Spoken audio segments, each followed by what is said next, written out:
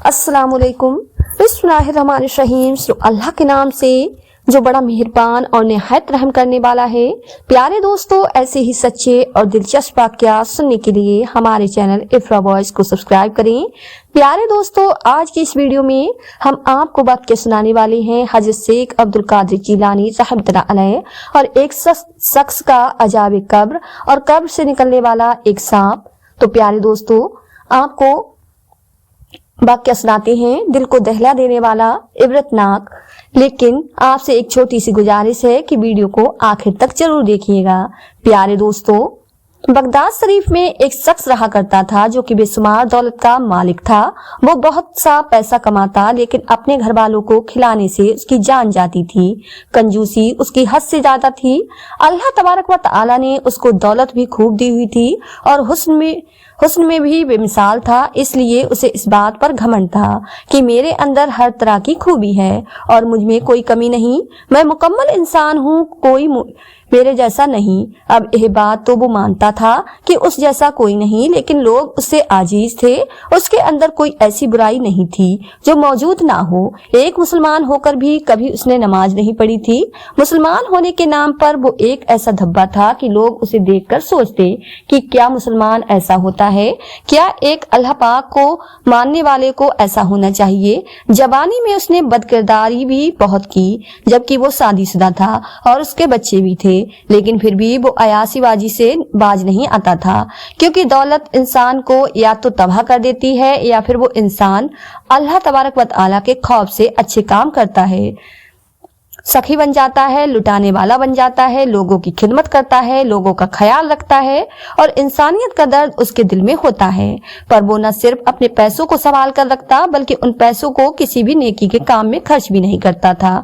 उस इंसान में इतनी बुराइयां थीं कि वो बुराइयों का मजमुआ बन गया था। हर कोई उसे कहता, ऐ शख्स, अल्लाह ताला तुझे हिदायत दे। वो कहता, मैं तुम लोगों की बातों में नहीं आने वाला। जाहिर सी बात है, मैं कमाता हूँ और अपने पैसों को मैं ही किसी पर खर्च नहीं कर सकता। मेरे मामले में दखल अंदाजी करने वाले मुझे पसंद नहीं। मेरी मर्जी की मैं जो भी करूं। तू कौन होते हो मुझे समझाने वाले या मुझे सिखाने वाले। उसके इस खराब रवैये की वजह से लोग उससे बात नहीं करते थे। सब कहते, तुम्हारी तो कोई माफी नहीं है। अब वो शख्स जो कि कभी जरा सी भी नेकी नहीं करता था, इस बात पर घमंड करने लगा कि मेरे पास तो इतना पैसा है कि लोग मुझसे जलते हैं। भला मुझे कौन नीचे गिरा सकता है। लेकिन इंसान को नहीं पता कि वो तो महज मिट्टी का पुतला है, जिसके अंदर जान डालने वाली जात तो एक ही है और जान निकालने वाली जात भी वही है। यह उसकी गलतफहमी थी कि वो सब कुछ कर सकता था, दुनिया की हर नेमत पा सकता है, यहाँ तक कि उसकी सेहत और तंदुरुस्ती हमेशा रहने वाली है। जवानी भी कभी खत्म नहीं होने वाली है।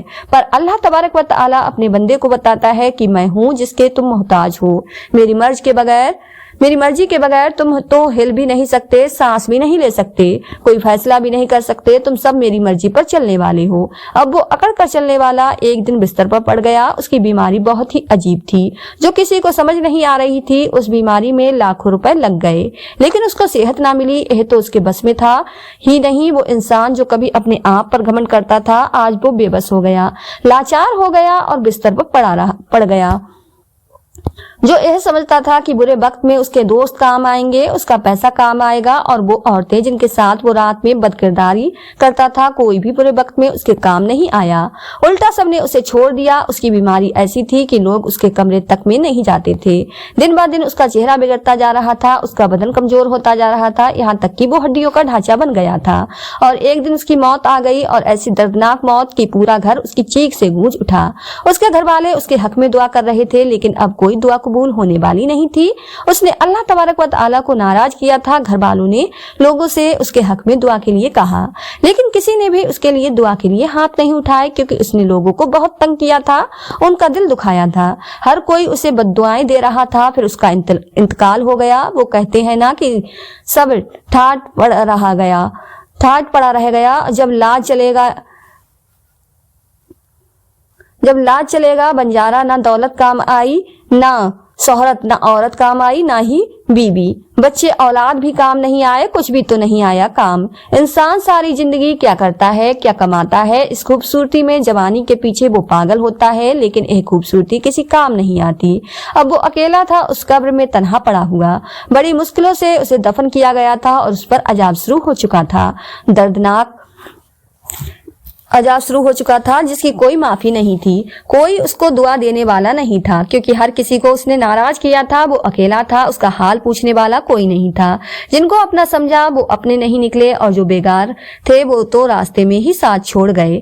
अल्लाह तबारक व तआला को भी नहीं माना, अच्छे अमल किए नहीं, सदका और खैरात में कभी आगे बढ़कर हिस्सा नहीं लिया। महाकंजूस था, ना तो कुछ खरीद सकता था, ना ही पैसों के बल पर खुद को बड़ा बना सकता था। अब वो तन्हा वहां पर लड़ रहा था और अजाब कब्र भयानक और दर्दनाक था। ऐसा अजाब जिसके बारे में सोचकर भी इंसान की रूह कांप जाए। रोज काले बिच्छू से डंक मारते उसकी कब्र कीड़ों से भर चुकी थी। जिस अल्लाह को उसने अपनी जिंदगी में याद नहीं किया, अब उसके मुंह से उसी का नाम नहीं निकल रहा था। उसके घर वालों ने उसे एक गुमनाम और वीरान सुनसान कब्रिस्तान में दफना दिया, क्योंकि हर शख्स ने मना कर दिया था कि उसे उनके कब्रिस्तान में जगह नहीं मिलेगी। कोई उसे देखना भी नहीं चाहता था। जहां उसे दफनाया गया उसके आसपास के घरों के लोग रोज उसकी चीखें सुनते और दहल जाते थे। वो अल्लाह ताला से माफी मांगते, तौबा इस्तगफार करते, लेकिन उन्हें यह नहीं पता था कि यह किसकी कब्र है, क्योंकि कोई भी जानने वाला वहां नहीं आता था। एक रात का जिक्र है, तहज्जुद का वक्त था। एक नेक इंसान उस कब्रिस्तान के पास से गुजर रहा था जब उसने एक बड़ा सा सांप अपने पास से गुजरते देखा। यह सांप आम सांपों से बहुत बड़ा था। वो डर के मारे पीछे हट गया कि कहीं वो उसे देख ना ले, लेकिन वो सांप सीधा एक अलग थलग पड़ी कब्र के पास जा पहुंचा और उसमें घुसने लगा। इसके बाद उस कब्र से दिल दहलाने वाली चीखें आने लगी, जैसे कोई बहुत तकलीफ में हो और मदद के लिए पुकार रहा हो। वो आदमी यह देखकर कांप उठा। अब तो उसका दिल किसी सूखे पत्ते की तरह थरथराने लगा। उसे नहीं पता था कि यह किसकी कब्र थी। उसने सोचा, बेचारा, यह तो कब्र का बहुत बुरा अजाब है। अल्लाह तबारक व तआला इस पर रहम करे। वो वहीं खड़ा होकर देर तक दुआ करता रहा और फिर चला गया। लेकिन जब वो दूसरी बार वहां से गुजरा तो फिर से वही चीखें सुनाई दी। उसका दिल फिर से कांप गया। उसने कहा, यह कौन इंसान है जिसे इतनी तकलीफ दी जा रही है। उसने उसकी कब्र के पास जाकर फातिहा पढ़ी और मगफिरत की दुआ की। उसने अल्लाह तबारक व तआला से फरियाद की कि उसके अजाब को कम कर दे, फिर वहां से चला गया। लेकिन जब तीसरी बार भी कोई कभी नहीं आई और वो उसी तरह चीखता चिल्लाता रहा तो उसने फैसला किया कि इमाम साहब के पास जाना चाहिए। यह जुम्मे का दिन था। इमाम साहब खुतबा दे रहे थे जब सब लोग नमाज पढ़कर जा चुके थे। वो शख्स उनके पास गया और कहने लगा, हजरत, एक बहुत बड़ी परेशानी की बात है। मौलाना ने पूछा, यह मसला तुम्हारा है या किसी और का? उसने कहा, नहीं, इसका से कोई ताल्लुक नहीं है, ना ही मेरे घर वालों में से। तो बस इस शहर के कब्रिस्तान से गुजर रहा था। वहां बहुत कम लोग जाते हैं और कोई किसी के लिए दुआ भी नहीं करता। वीरान सा कब्रिस्तान है। दिन में वहां से गुजर रहा था तो एक कब्र से मैंने दर्द में डूबी हुई चिल्लाने की आवाजें सुनी। मुझे बहुत दुख हुआ, इसलिए मुझे लगा कि मुझे आपके पास आना चाहिए। इमाम साहब ने कहा, अच्छा ठीक है, तुम जाओ, मैं देखता हूँ कि वो कौन है। उसके बाद उन्होंने उस रात एक बहुत बड़ा अमल किया। उस अमल से उन्हें यह तो पता चल गया कि वो आदमी कौन है और उसे कब्र का अजाब क्यों दिया जा रहा है। अब वो उसके लिए दुआ करते, लेकिन दुआ थी कि कबूल ही नहीं हो रही थी। तीसरे दिन वो आदमी उनके पास आया और पूछा, मौलाना, क्या हुआ? कुछ पता चला कि वो लाचार आदमी कौन है और किस जगह का है? उसका कोई वारिस है? मौलाना साहब ने उससे सवाल किया, पहले यह बताओ कि उसकी कब्र से आवाजें आना बंद हुई? वो कहने लगा, नहीं, उसकी कब्र से तो आवाजें आ रही हैं, बल्कि वो और भी बढ़ गई हैं। कल रात मैंने उसकी कब्र के पास एक बड़ा सा सांप भी देखा। क्या आपने उसके हक में दुआ नहीं की? हजरत ने कहा, मैंने दुआ की है, लेकिन मुझे लगता है कि मेरी दुआ उसके लिए कबूल नहीं हो सकती। अब उसके लिए तुम किसी ऐसी हस्ती के पास जाओ जो सबकी मदद करती हैं और जिनकी दुआ मुस्तजाब होती है।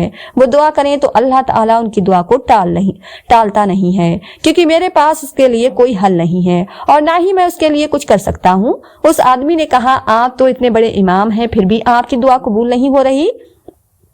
इमाम साहब कहने लगे, उसने इतना बड़ा गुनाह किया है कि अगर मैं उसके लिए दुआ करूंगा भी तो वो दुआ नहीं सुनी जाएगी। उसने पूछा, फिर आप किसकी बात कर रहे हैं? वो हस्ती कौन है? उन्होंने कहा, सिवाय शहंशाह बगदाद के और कोई नहीं हो सकता।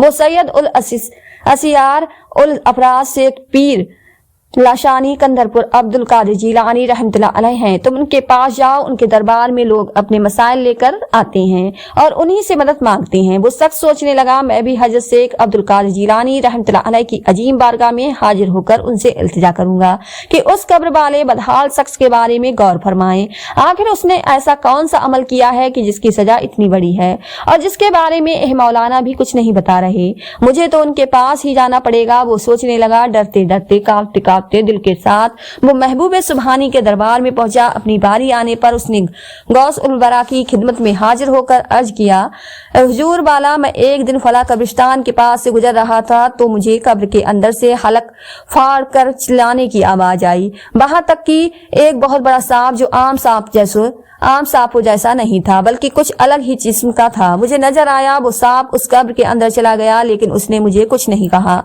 फिर कुछ देर बाद वो कब्र से बाहर निकला आया, लेकिन हजरत जब वो सांप कब्र के अंदर जाता, वो शख्स ऐसी दर्दनाक चीख मारता, ऐसी आवाज निकालता कि मेरे कान फट जाते। मैं तो बस वहीं खड़े खड़े इस्तगफार पढ़ रहा था। एक दिन नमाज पढ़ते हुए मैंने यह आवाज सुनी। मैंने उस शख्स के लिए दुआ की। फिर मैं दूसरे दिन वहां पहुंचा तो वही आवाज आ रही थी। मैंने उसके लिए फिर से दुआ कर दी कि अल्लाह ताला उसके अजाब को कम करे। हजरत मैं लोगों के पास गया और उनसे पूछा कि कब्रिस्तान में यह कब्र किसकी है। उन्होंने कहा, हमें नहीं पता, लेकिन अभी कुछ दिन पहले इसे कुछ लोग यहाँ दफना कर गए हैं। हम नहीं जानते कि यह कौन है हुजूर, मैं उसको नहीं जानता, लेकिन यकीन मानिए उसकी वो चीख की आवाज सुनकर आज भी मेरे हाथ कांप जाते हैं। मैं कितनी रातों से सोया नहीं। वो बहुत तकलीफ में है, बहुत दर्द में है। जो भी है, मेरा उससे कोई जाति वास्ता नहीं। बस इंसानियत के दर्द को सीने में लेकर मैं आपकी इज्जत वाली बारगाह में हाजिर हुआ हूँ, क्योंकि आप सबकी इल्तिजा सुनते हैं, इसलिए आपके पास अर्जी पेश करने आया हूँ। आप रहमतुल्लाह अलैह उसके लिए दुआ कीजिए, आपकी हर दुआ कबूल होती है और आप सबकी मदद करते हैं। अल्लाह ताला से दुआ करें। ना जाने उसने कौन सा अमल किया है जिसकी वजह से उसे यह अजाब दिया जा रहा है। गौस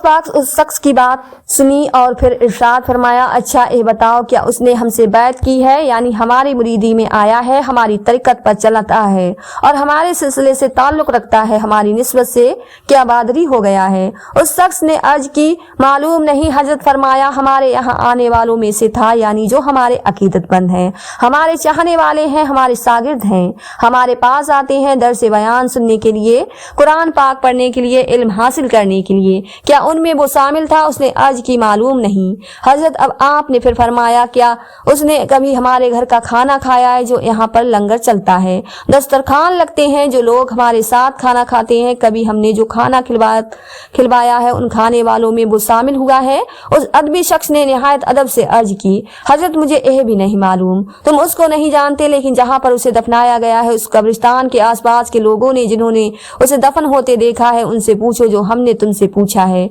तुमसे सवाल किए हैं, उनके जवाब उन लोगों से जाकर पूछो। अब हुजूर गौस आजम रहमतुल्लाह अलैह इस बात का हल खुद भी निकाल सकते थे, लेकिन चूंकि लोग यही कहते कि कैसे कैसे आपको पता, क्या आप कोई जादूगर है? माज अल्लाह, आपको कैसे पता चल गया उस शख्स के बारे में? इसलिए अपने मसलत उस शख्स से कह दी, जाओ लोगों से जाकर पूछो। फिर यहाँ आना। अब वो शख्स वहां से उस कब्रिस्तान के आसपास की आबादी की तरफ चला गया। वहां जाकर उसने उन लोगों से पूछा कि आप लोग इस शख्स को जानते हैं जो इस कब्रिस्तान में दफन किया गया है? उन लोगों ने कहा, नहीं, हम नहीं जानते। हमने आपसे पहले भी कहा कि हमें नहीं पता एक कौन, इसके क्या मामलात थे। वो शख्स मायूस हो गया और थका हारा आप रहमतुल्लाह अलैह की बारगाह में आया।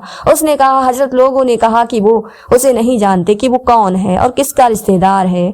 आपने जो सवाल किए वो भी मैंने कर लिए, लेकिन लोग कतई नहीं जानते। आप रहमतुल्लाह अलैह ने फिर खामोशी इख्तियार कर ली और कहा, ठीक है, तुम जाओ, हम देखते हैं कि उसके साथ क्या हो रहा है और ऐसा क्यों हो रहा है। अल्लाह तबारक व तआला से बेहतर कोई भी नहीं जानता। वो आलिम उल गैब है, यानी वो छुपी हुई बातों के राज को जानता है। उसके सिवा कोई भी इस राज को नहीं पा सकता। और अगर वो अपने बंदे को यह सजा दे रहा है तो इसमें उसकी कोई मसलियत होगी। वो अपने बंदों से बहुत प्यार करता है, सजा मिल रही है तो कोई ना कोई बात तो जरूर होगी। मैं फिर भी उसके लिए दुआ करूंगा। वो आदमी वहां से चला गया। उसके बाद आप रहमतुल्लाह अलैह ने लोगों के जाने के बाद फिर नमाज अदा की और इस नियत से कि अल्लाह ताला आपको इस राज के बारे में बताए जिसके बारे में कोई भी नहीं जानता था। हुजूर गौस आजम रहमतुल्लाह अलैह हुजूर गौस आजम रहमतुल्लाह अलैह ने मुराकाबत की। जलाल और नूर से चेहरा रोशन था। याद रखिए कि अल्लाह ताला किसी भी बंदे को मदद के लिए ऐसे ही किसी बंदे के पास भेजता है जो सबके लिए दर्द रखता है, जो बेलोज होता है, जो अपने लिए नहीं सोचता बल्कि सामने वाले के बारे में सोचता है, और जो चाहता है कि हर एक का मसला हल हो जाए, हर एक की मुश्किल आसान हो जाए, हर कोई परेशानी से निकल जाए, चाहे वो जिंदा हो या मुर्दा। हुजूर गौस आजम रहमतुल्लाह अलैह की शख्सियत ऐसी ही रही। चाहे कोई अजनबी हो, आपने ना देखा हो, चाहे कोई आपसे बहुत दूर रहने वाला हो, चाहे कोई आपका करीबी रिश्तेदार हो, सबके लिए एक ही तरह से दुआ फरमाते। आपको खबर मिल चुकी थी, आपको वो राज पता चल चुका था। फिर आप रहमतुल्लाह अलैह ने अपने एक शागिर्द से कहा कि वो आदमी जो कल हमारे पास आया था उसे बुला लाओ, उसे कुछ बताना चाहते हैं। वो शख्स आपका पैगाम मिलने पर दौड़ा हुआ आपकी खिदमत में हाजिर हुआ और अर्ज की, हुजूर गौस आजम रहमतुल्लाह अलैह, क्या पता चला आपको और उस शख्स के साथ क्या हुआ?